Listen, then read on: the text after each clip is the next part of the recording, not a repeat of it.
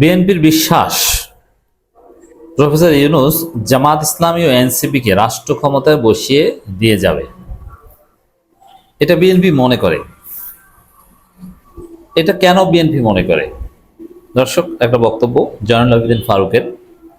জয়নুল আবেদিন ফারুক বিএনপিতে গুরুত্বপূর্ণ পদ হোল্ড করেন না, কিন্তু তারেক রহমান তাকে গুরুত্বপূর্ণ অ্যাসাইনমেন্ট দিয়েছে। আমি আগেই বলেছি যে বিএনপির নেতাদের অ্যাসাইনমেন্ট ভাগ করা।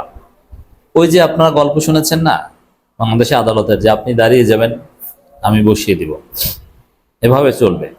ওইরকম যে বিএনপি এখন দায়িত্ব ভাগ করেছে যে তুমি গরম কথা বলবো, আমি নরম কথা বলবো। সালাউদ্দিন আহমেদ কিছুটা নরম কথা বলে, মির্জা আব্বাস গরম কথা বলে, রিজভী এবং দুদু এরা হচ্ছে গরম কথা বলে, তার চাইতে একটু সফট কথা বলে জয়নুল আবেদিন ফারুক। মানে এটা হচ্ছে তারেক রহমানের পরিকল্পিত অ্যাসাইনমেন্ট। তো এই জয়নুল আবেদিন ফারুক বলছেন একটি দলকে প্রতিষ্ঠিত করার জন্য ষড়যন্ত্র চলছে, ষড়যন্ত্র চলছে একটি দলকে প্রতিষ্ঠিত করার জন্য। এবার এইখানে একটি দল বলতে এনসিপি কে বুঝিয়েছে, কিন্তু ওভারঅল অন্যান্য বক্তব্যে ওই জামাত সহ বলছে, যেহেতু জামাতের সর্বশেষ অবস্থান সংস্কারের পক্ষে, প্রফেসর ইউনূসের পক্ষে, এজন্য তাদের মূল বক্তব্য এটা যে আর শুধু এনসিপি কে তো ক্ষমতা এনে দেওয়া সম্ভব নয়। তো তাদের অন্যান্য বক্তব্য একত্র করলে দাঁড়ায় এটাই যে ইউনূস জামাত এবং এনসিপি কে ক্ষমতা এনে দিয়ে যাবেন, এই প্রজেক্ট নিয়েছে। এটা কেন মনে হচ্ছে?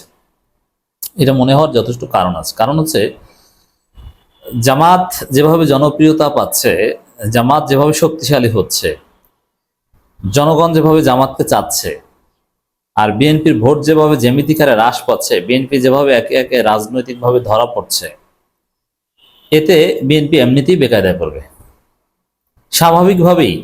হ্যাঁ, দেখেন দিন যত যাবে বিএনপির অবস্থা তত খারাপ হবে।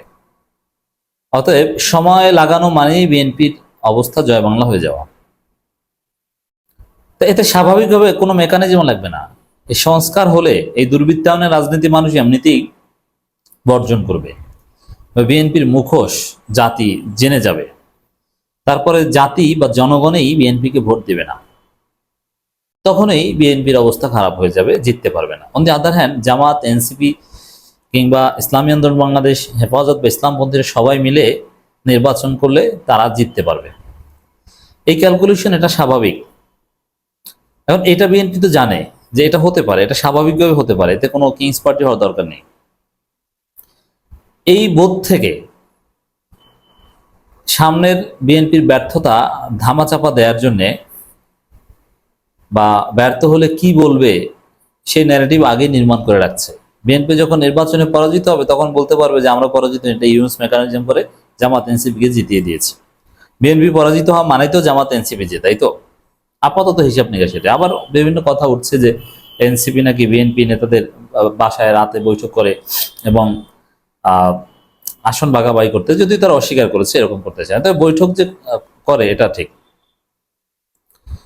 জয়নুল আবেদিন ফারুক বলেছেন একটি দলকে প্রতিষ্ঠিত করার জন্য ষড়যন্ত্র চলছে। আর একটা দল তো প্রতিষ্ঠিত, একটি দলকে প্রতিষ্ঠিত মানে এনসিপি, আর একটা দল প্রতিষ্ঠিত জনপ্রিয়তার শীর্ষে তারা, অথবা বিএনপি ধরাটা খেতে পারে, এই বিশ্বাস থেকে এই কথাবার্তা বিএনপি বলছে। জয়নুল আবেদিন ফারুক বলেন সব নিবন্ধিত রাজনৈতিক দলের দাবি অচিরেই নির্বাচন দিয়ে দেন। না, জামাত ইসলামী, ইসলামী আন্দোলন তারা কি নিবন্ধিত দল না? তারা স্পষ্ট বলেছে সংস্কার ও বিচারের আগে নির্বাচন নয়, আগে সংস্কার পরে স্থানীয় সরকার নির্বাচন, তারপরে জাতীয় নির্বাচন। জামাত বলছে, চরমোনাই বলছে, গণ অধিকার পরিষদও বলছে। এমনকি বিএনপির মিত্র যারা এই নাগরিক ঐক্য বা তারাও কিন্তু দ্রুত নির্বাচন চাইছে না। জামাত তো এই ভারতের দ্রুত নির্বাচনের প্রজেক্টের বিরুদ্ধে অফিসিয়াল স্টেটমেন্ট দিয়েছে।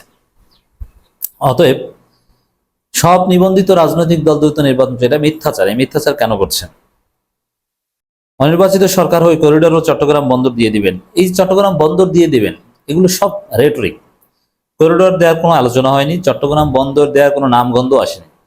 টার্মিনাল ব্যবস্থাপনা যাতে বাংলাদেশ এই প্রত্যেক দিন 200 কোটি টাকার মতো চাঁদাবাজি করে, এটা যাতে না করতে পারে, এজন্যে বন্দর ব্যবস্থাপনাটা, টার্মিনাল ব্যবস্থাপনাটা কোনো একটা কোম্পানির হাতে দেওয়া, এটা চট্টগ্রাম বন্দর দিয়ে দেওয়া নয়। এগুলো সব ফালতু কথা। বাংলাদেশের আর নির্বাচিত সরকার হলে দিতে পারবে, অনির্বাচিত হলে দিতে পারবে না, এটা কোনো কথা না। বাংলাদেশের আর নির্বাচিত অনির্বাচিত সরকারের এইসব বিষয়ে সিদ্ধান্ত নেওয়ার প্রক্রিয়া একই। মন্ত্রী পরিষদ সিদ্ধান্ত নেয় বা কয়েকজন ব্যক্তি সিদ্ধান্ত নেয়, মানে এইসব দানাই ফানাই শিখিয়ে লাভ নেই। চট্টগ্রাম বন্দর টার্মিনাল ব্যবস্থাপনা কাকে দেওয়া হবে, এটা কি এর গণভোট নিয়ে সিদ্ধান্ত নেওয়া হয়?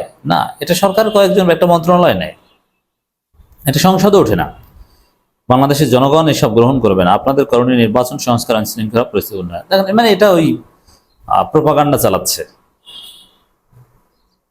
বিএনপি চেয়ারপারসন উপদেষ্টা জয়নুল আবেদিন ফারুক, আপনাকে চিরস্থায়ী ক্ষমতায় বসানো হয়নি, 3 মাসে যদি শাহাবুদ্দিন নির্বাচন করতে পারে, আপনি কেন 9.5 মাসও পারেন? আচ্ছা, 3 মাসে ওই অন্তর্বর্তীকালীন সরকার আর ইউনূস সরকার কি এক না? আর 3 মাসে যদি নির্বাচন হাসিনা যেভাবে ধ্বংস করে দিয়েছে সেভাবে তার এরশাদ ধ্বংস করেনি।